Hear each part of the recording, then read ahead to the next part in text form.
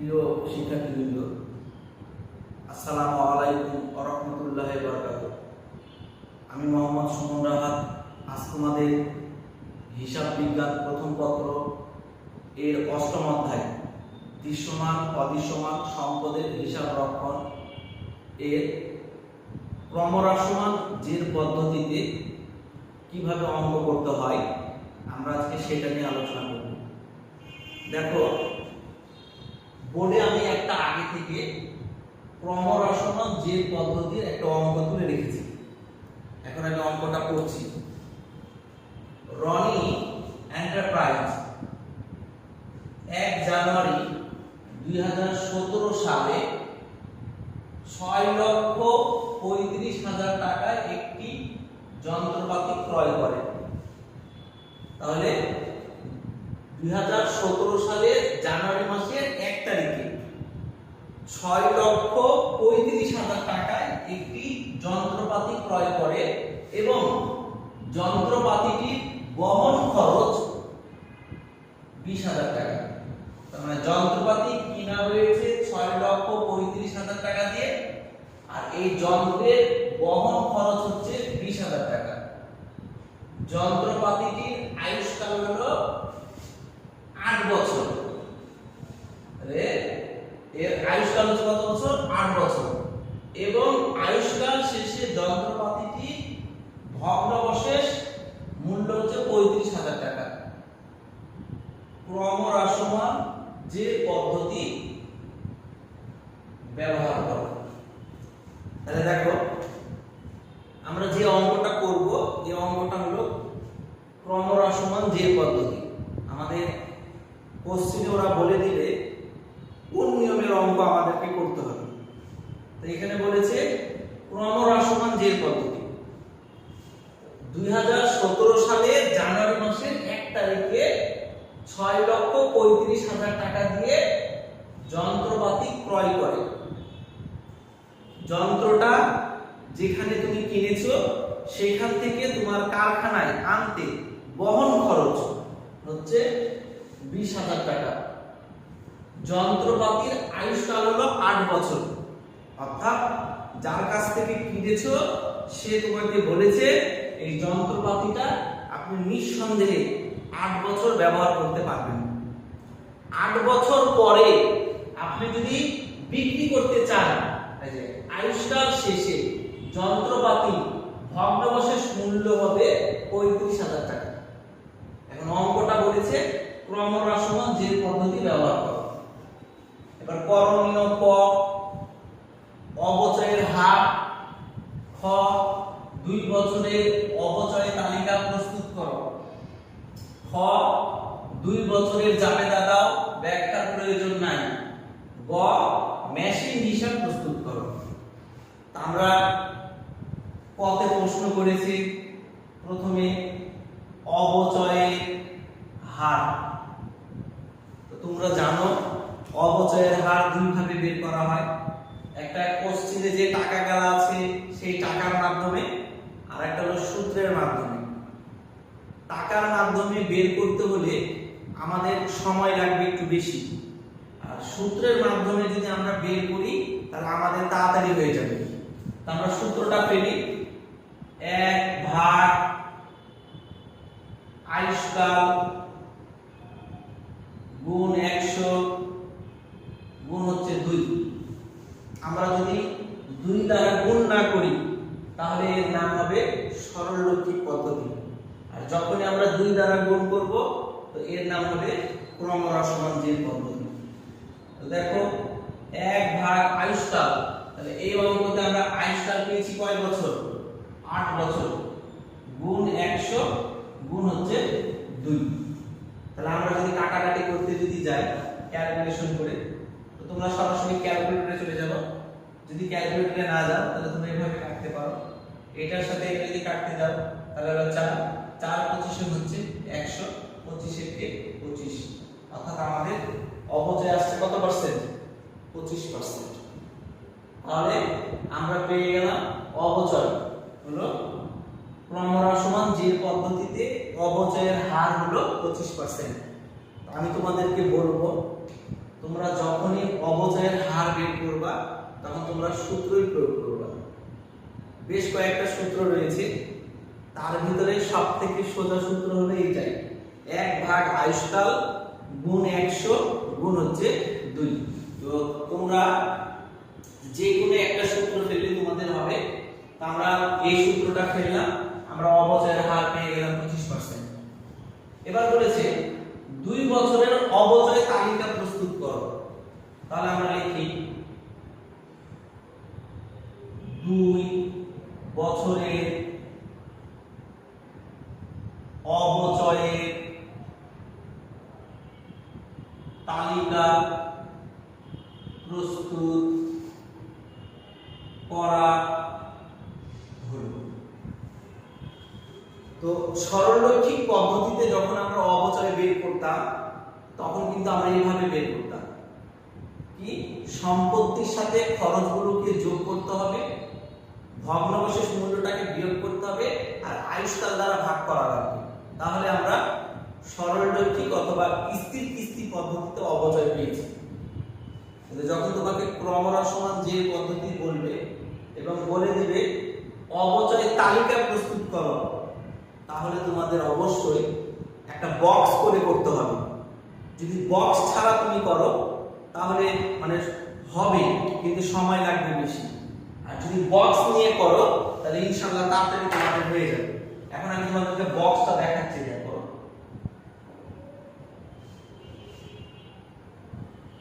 তোমাকে কয় বছরের কথা বলেছে বলো তো? 2 বছরের। তাহলে এ হলো 1, এ হলো 1, তাহলে 2টা হয়ে গেল। তোমাকে যদি আরো 1 বছর বলতো তাহলে আমরা এখানে আরেকটা নাম দিতাম। তাহলে প্রথমে আমরা যেটা দিব এটার নাম হচ্ছে সাল। কেউ ব্যবহার করে সাল, কেউ ব্যবহার করে হচ্ছে তোমার বছর। আমাদের এই অঙ্কটা 2017 সাল, তাহলে 2017 আর হলো 2018 সাল। এবার যেটা হবে এর নাম হলো সম্পত্তির শুরুর মূল্য। তাহলে আমরা কি লিখলাম? সম্পত্তির শুরুর মূল্য। আচ্ছা, এরপরে কি হবে?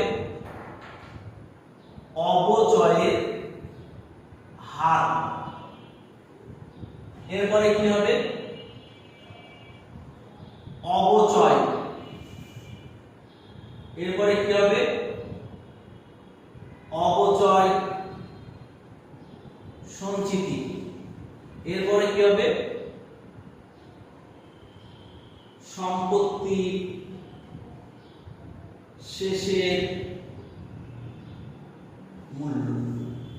তুমি চাইলে আরো অন্যান্য নাম লিখতে পারো, তোমার কাছে যদি আরো অন্যান্য নাম সোজা মনে হয়, যেমন সম্পত্তির শুরুর মূল্যের জায়গাতে তুমি লিখতে পারো সম্পত্তির প্রারম্ভিক মূল্য বা প্রারম্ভিক সম্পদ, যে কোনো একটা লিখলেই হবে।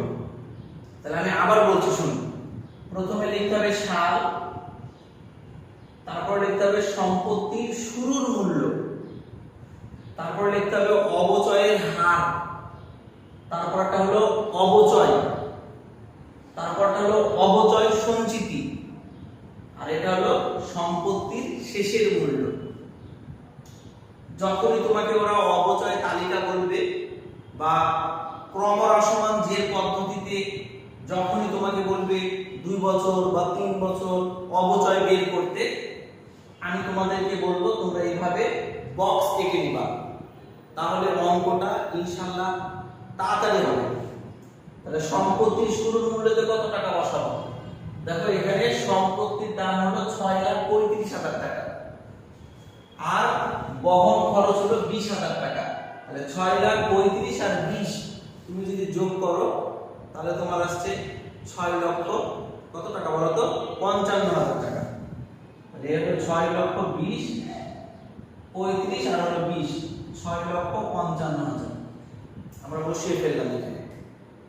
এখন তুমি বলবা এর আগে যখন আমরা সরলরৈখিক বা স্থির কিস্তি পদ্ধতিতে করতাম তখন সম্পত্তির সাথে খরচগুলোকে যোগ করতাম আর ভগ্নাবশেষ মূল্যটাকে বিয়োগ বিয়োগ করতাম। হ্যাঁ, কিন্তু ক্রমহ্রাসমান যে পদ্ধতির নিয়ম হলো সম্পত্তির সাথে খরচগুলোকে যোগ করে বসাতে হবে, কিন্তু ভগ্নাবশেষ মূল্যটা বাদ দেওয়া যাবে না। অর্থাৎ সম্পত্তির দাম হলো 6,35,000 আর খরচ মানে বহন খরচ হলো 20, অর্থাৎ 6,55,000। এখান থেকে ভগ্নাবশেষ মূল্য 35,000 আমরা বাদ দিতে পারবো না। ক্রমহ্রাসমানের বেলায় ভগ্নাবশেষ মূল্য বাদ দিতে হয় না, এটা হচ্ছে নিয়ম। এবার হলো অবচয়ের হার। অনেক সময় কোশ্চেনে অবচয়ের হার দেওয়া থাকে, যদি দেওয়া থাকে তাহলে আমরা সেটাই বসাবো। আর যদি দেওয়া না থাকে, যেমন এই অঙ্কতে নাই, তাহলে আমাদেরকে অবচয়ের হার বের করতে হয়েছে। তাহলে অবচয়ের হার আমরা বের করলাম কত পার্সেন্ট? 25%। এ হলো 25%।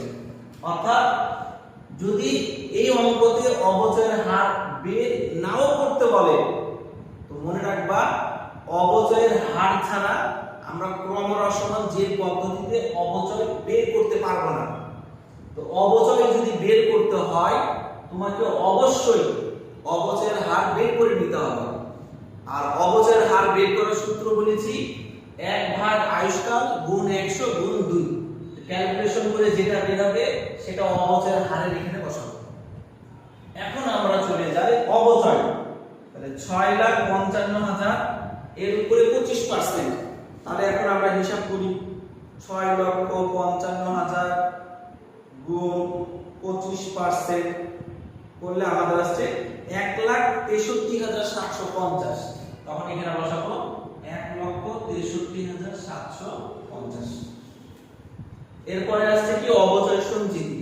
তোমরা অবচয় সঞ্চিতি করবা না, অবচয় সঞ্চিতি সবার শেষে করবা, এটার কোনো প্রয়োজন নাই, তা আমাদেরকে করতে হবে, কিন্তু আমরা এখন বসাবো না। এবার চলে যাব সম্পত্তির শেষের মূল্য।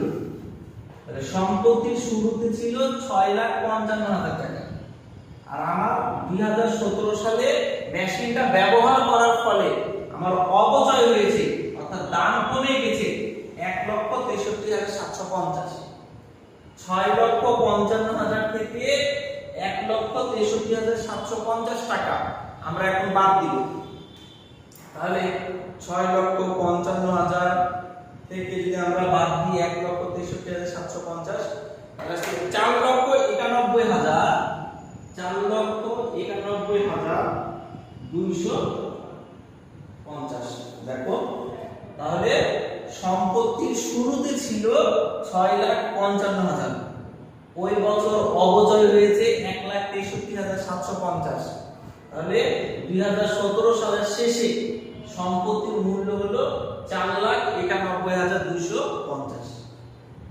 তাহলে এবার 2018 সাল মনে রাখবা, 2017 সালে যেটা সম্পত্তির শেষের মূল্য সেটাই 2018 সালে হয়ে যাবে শুরুর মূল্য। এই যে 4,91,250। তার মানে 2018 সালে কি হবে? 17 সালে যেটা হবে শেষ, 2018 সালে সেটা হবে হচ্ছে শুরু। তাহলে আমরা আবারও বলছি, শুনো, 2017 সালে সম্পত্তির মূল্য 6,55,000, আমার অবচয় হয়েছে 1,63,750। 6,55,000 থেকে 1,63,750 যদি আমরা বাদ দিই, তাহলে আমাদের হচ্ছে 4,91,250, যেটা এই বছরের শেষ মানে 17 সালের শেষ, সেটা 2018 সালে হচ্ছে শুরু। এখন এই টাকার উপরে আবার 25% করব আমরা। তাহলে 4,91,250 গুণ হলো 25%, তাহলে আমাদের আসছে 1,22,000 এরকম আসছে 1,22,812.5। আমরা এভাবে পুরোটা লিখতে পারি, কিন্তু আমি তোমাদেরকে বলবো দশমিকের পরে যদি কোনো সংখ্যা থাকে তাহলে সেই সংখ্যাটা তোমরা বাদ দিয়ে দিবা, মানে দশমিক সহকারে তোমরা এখানে রাখবা না।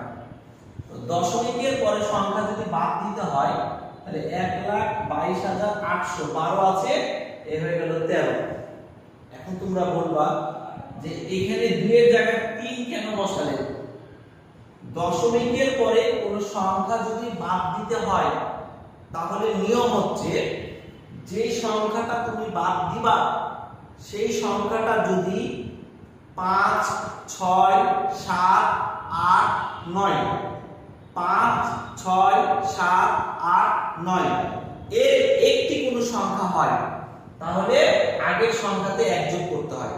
দেখো তো দশমিকের পরে যে সংখ্যাটা বাদ দিব সেই সংখ্যাটা কি 5 থেকে 9 এর ভিতরে কোনো একটি সংখ্যা কিনা? হ্যাঁ, তাহলে 5 থেকে 9 এর ভিতরে অর্থাৎ 5, তাহলে এই সংখ্যাটা বাদ দিয়ে আগের সংখ্যাতে 1 যোগ করতে হয়। তাহলে 2 ছিল 1 যোগ করে কত হলো 3, তাহলে 1,22,000 1,22,813। তার মানে 2018 সালে যদি তুমি মেশিনটা ব্যবহার করো তাহলে ওই বছর তোমার মেশিনের অবচয় হবে 1,22,813। তাহলে তুমি জানতে চাচ্ছ 2018 সালে সম্পত্তির শেষের মূল্য কত? আমরা বলেছি এই সম্পত্তি শুরুর মূল্য থেকে অবচয়টা বাদ দিতে হবে।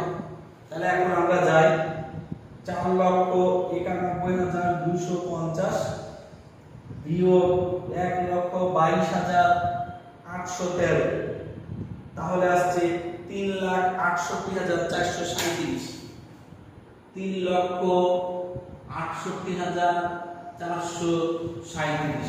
এই যে তাহলে 2018 সালে সম্পত্তি শুরুতে ছিল 4,91,250, 2018 সালে অবচয় হলো 1,22,813 আর সম্পত্তির শেষের মূল্য হলো 3,68,437।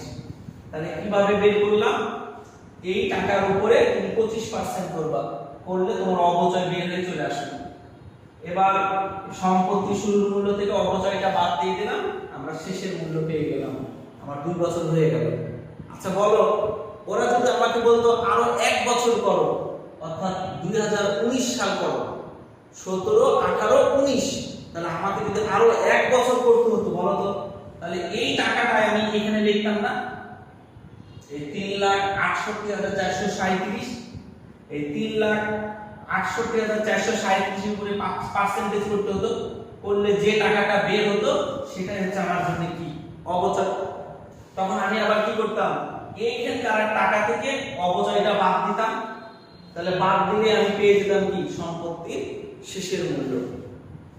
তো প্রিয় শিক্ষার্থী বিন্দু, আমি আশা করছি তোমরা কিভাবে ক্রমহ্রাসমান যে পদ্ধতিতে অবচয়ের তালিকা বের করতে হবে তোমরা সেটা বুঝতে পেরেছো। এখন প্রশ্ন হচ্ছে এখানে যে আমি ফাঁকা রেখেছি এই ফাঁকাটা কি করব? আমরা এখন ফাঁকাটার কাজ করব। কিভাবে? দেখো, প্রথমে অবচয় কত? 1,63,750, এই টাকাটাই লিখব 1,63,750। তাহলে আমরা বলে ফেললাম যে প্রথমে যে টাকাটা থাকবে 1,63,750, এটা এখানে বসাবো। এবার পরে আছে 1,22,813, এটা বসাবো না, এটা কি করব? এই উপরে যে টাকাটা আছে 1,63,750 এর সাথে এই 1,22,813 টাকা আমরা যোগ করব, যোগ করে এখানে আমরা বসাবো। তাহলে আমরা যদি যোগ করতে যাই 1,63,750 যোগ 1,22,813, তাহলে আমাদের আসছে 2,86,563, এটা হলো 563, তাহলে 2,86,563। তাহলে আমরা কি বললাম? প্রথমে যে অবচয়টা থাকবে সেটাই এখানে লিখব। এবার এই অবচয়ের সাথে এখানকার এই অবচয় অর্থাৎ এটার সাথে এটাকে আমরা যোগ করে বসাবো। এখন ধরে নাও এখানে যদি আমাদের টাকা থাকতো তাহলে কি করতাম? এই টাকার সাথে এই টাকাটা যোগ করে আমরা এখানে বসাতাম। এটাই হচ্ছে আমাদের অবচয় সঞ্চিতি, অর্থাৎ অবচয়ের সাথে অবচয় দ্বারাকে যোগ করতে হয়, করে যে টাকাটা বের হয় তার নামই হলো কি অপচয় সঞ্চিতি। তো যখনই তোমাদেরকে ক্রমহ্রাসমান যে পদ্ধতিতে অপচয় বের করতে বলবে তখন তোমরা এভাবে ঘরটাকে করবা। ঘরটা আমি আরেকবার বলে দিচ্ছি তোমাদের। প্রথমে সাল, সম্পত্তির শুরুর মূল্য, তারপর হবে অপচয়ের হার, অপচয়, অপচয় সঞ্চিতি, আর হলো সম্পত্তির শেষের মূল্য। তো প্রিয় শিক্ষার্থীবৃন্দ, আশা করছি ইনশাআল্লাহ তোমরা কিভাবে ক্রমহ্রাসমান যে পদ্ধতিতে অপচয়ের তালিকা বের করতে হয় সেটা আমরা এখানে করেছি, বুঝতে পেরেছি। এবার খতে বলেছে 2 বছরের জাবেদা দাও। তাহলে খ লিখে ফেললাম 2 বছরের জাবেদা দেওয়া হলো। আমরা জানি জাবেদার ঘর কয়টি? 5টি। তাহলে এখন আমরা জাবেদার ঘর কাটছি। তো জাবেদার ঘর হলো 5টা। তাহলে প্রথমে যেটা, এটার নাম কি? তারিখ, তারপরে কি?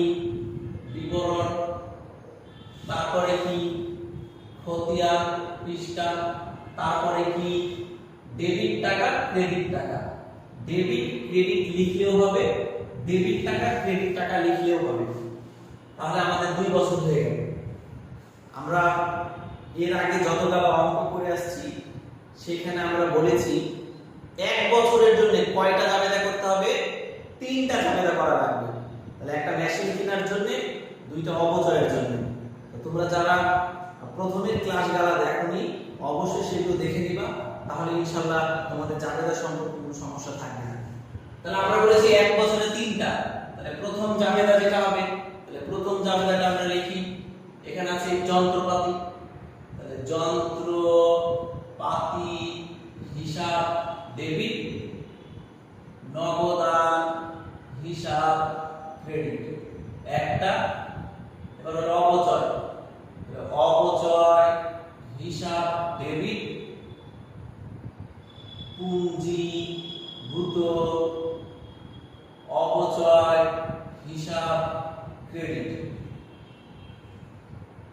আয় বিবরণ ডেবিট, অপচয় হিসাব হচ্ছে ক্রেডিট। তাহলে আমরা বলেছি জাবেদা করতে গেলে 1 বছরে কয়টা জাবেদা করতে হবে? 3টা। তাহলে প্রথম জাবেদা যন্ত্রপাতি ডেবিট, নগদান ক্রেডিট, অপচয় ডেবিট, পুঞ্জীভূত অপচয় ক্রেডিট, আয় বিবরণ ডেবিট, অপচয় হিসাব ক্রেডিট। এবার একটু খেয়াল করো, প্রথমে লিখতে হবে সাল, 2017 সাল। যন্ত্রটা কিনেছি কোন মাসের কত তারিখে? জানুয়ারি মাসের 1 তারিখে। তাই লিখলাম জানুয়ারি মাসের 1 তারিখ। যন্ত্রটার দাম দেওয়া আছে কত? 6,35,000। আমি তোমাদেরকে বলেছি যখনই আমরা এখানে টাকা বসাতে যাব তখন নিয়ম কি? সম্পত্তির সাথে যতগুলা খরচ থাকবে সব খরচগুলো কি যোগ করে বসাতে হয়। অর্থাৎ 6,35,000 আর 20, তাহলে 6,55,000। এটা হলো 6,55,000। আমাদের যন্ত্রপাতি টাকা বসানো হয়ে গেল। এবার আমরা চলে যাব ডিসেম্বরের 31। তাহলে এখন আমরা অপচয়ের ঘরে টাকা বসাবো। তাহলে অপচয়ের ঘরে যদি আমরা টাকা বসাতে যাই, 2017 সালে বলো তো আমাদের অপচয় বের হয়েছে কত টাকা? 1,63,750, 1,63,750, 1,63,750, 1,63,750, 1,63,750। দেখো আমার 1 বছর হয়ে গেল। কিন্তু ওরা বলেছে 2 বছরের জাবেদা, আমি বলছি 1 বছরে কয়টা? 3টা। তাহলে এখন আমি আবার যন্ত্রপাতি হিসাব ডেবিট, নগদান হিসাব ক্রেডিট, অপচয় হিসাব ডেবিট, পুঞ্জীভূত অপচয় হিসাব ক্রেডিট, আয় বিবরণ ডেবিট, অপচয় হিসাব ক্রেডিট। এই যে আমাদের 2 বছরে জাবেদা করা হয়ে গেল। তাহলে এখন এখানে সাল 2018, তাহলে ডিসেম্বরের পরের মাস কি জানুয়ারি, এ হলো 1 তারিখ।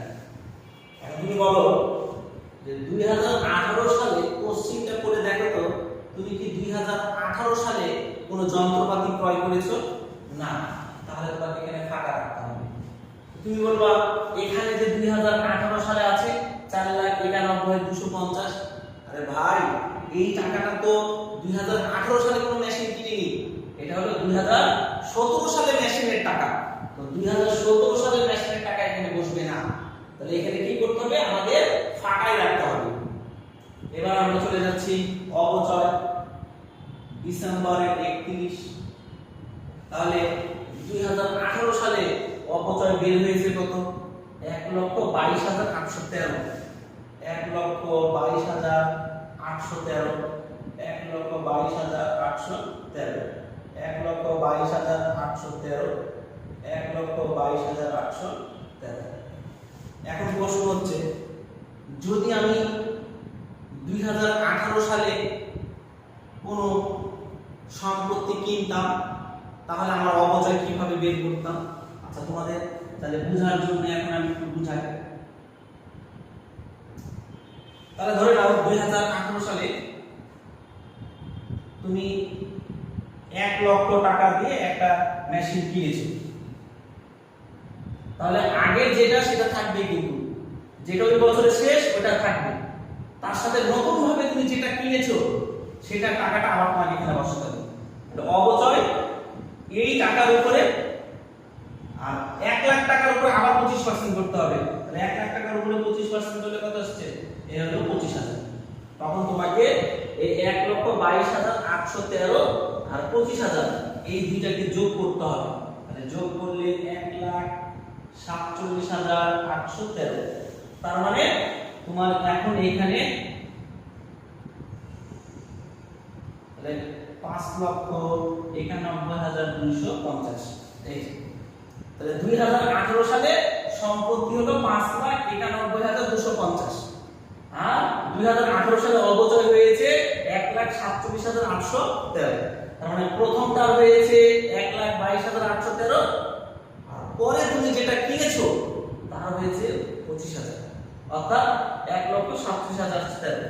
এখন যখন সম্পত্তি শেষের মূল্যে যাবা তখন এই 5,91,250 থেকে 1,47,813 কে তোমরা বাদ দিবা। বাদ দিয়ে দিলেই তোমরা সম্পত্তির শেষের মূল্য পেয়ে যাবে।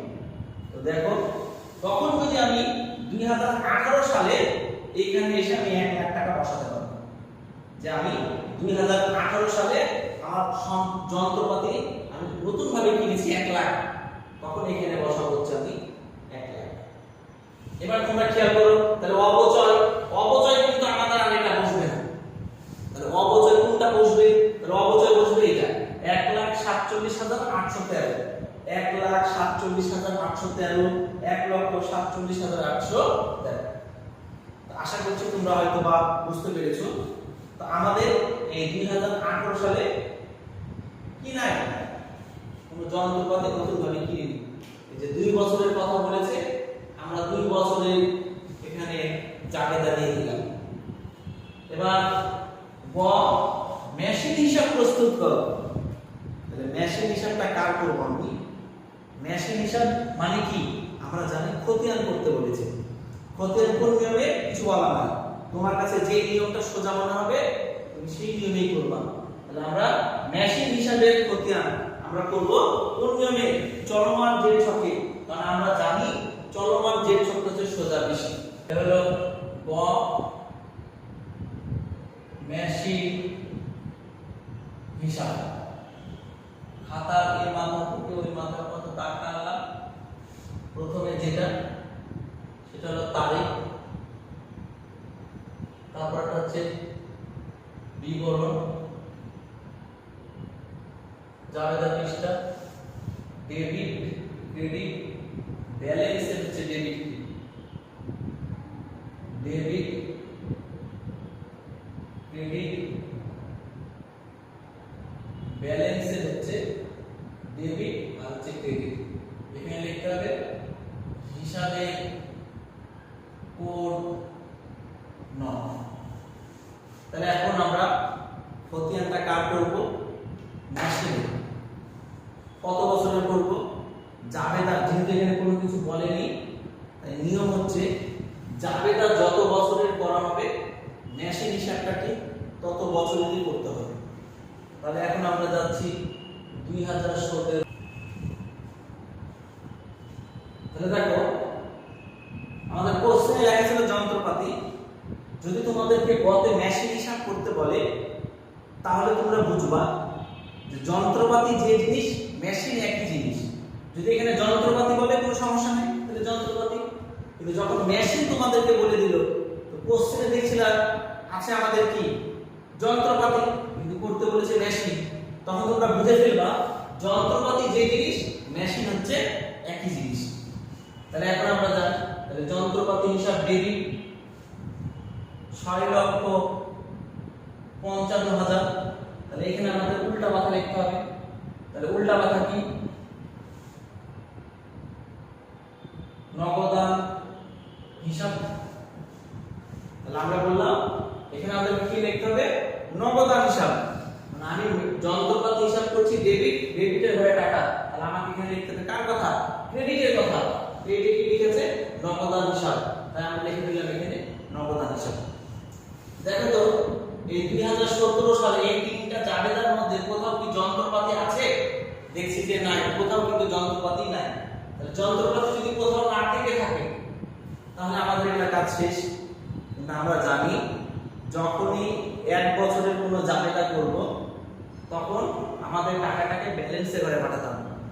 যদি ব্যালেন্সের ঘরে না পাঠাতে পারি তাহলে আমাদের অঙ্ক কিন্তু হবে না।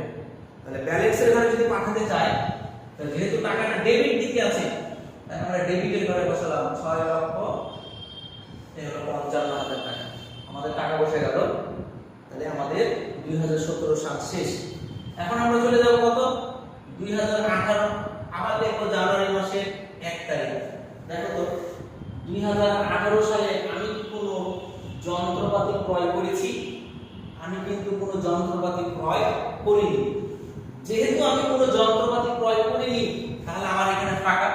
তাহলে এখানে কি লিখব? আমরা এর আগে নগদান কেটে কিন্তু শিখাইছি। আবারও বলছি, যদি আমি কোনো মেশিন কিনে থাকি তাহলে আমি এখানে টাকা বসাবো, এখানে লিখব নগদান। আর যদি আমি কোনো মেশিন না কিনি তাহলে এখানে লিখব ফাঁকা। আর এই জায়গাতে এসে আমাদেরকে লিখতে হবে কি? ব্যালেন্স। অর্থাৎ আমরা টাকা থাকলে বসাবো তখন লিখব এখানে নগদান, টাকা না থাকলে লিখব ফাঁকা, এখানে লিখব যে ব্যালেন্স।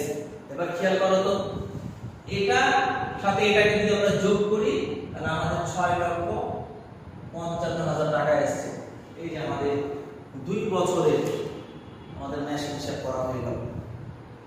এবার খেয়াল করি আমরা যদি 3 বছরের কথা বলতো আরো 1 বছর তাহলে লিখতাম 2019 সাল জানুয়ারি মাসের 1 তারিখ। তখন আবার লিখতাম এখানে ব্যালেন্স, এখানে দিতাম ফাঁকা, আবার এই 6,55,000 টাকা নিচে গিয়ে লিখে দিতাম। এটাই হচ্ছে আমাদের খতিয়ান। তোমরা যারা আমার প্রথম যে ক্লাস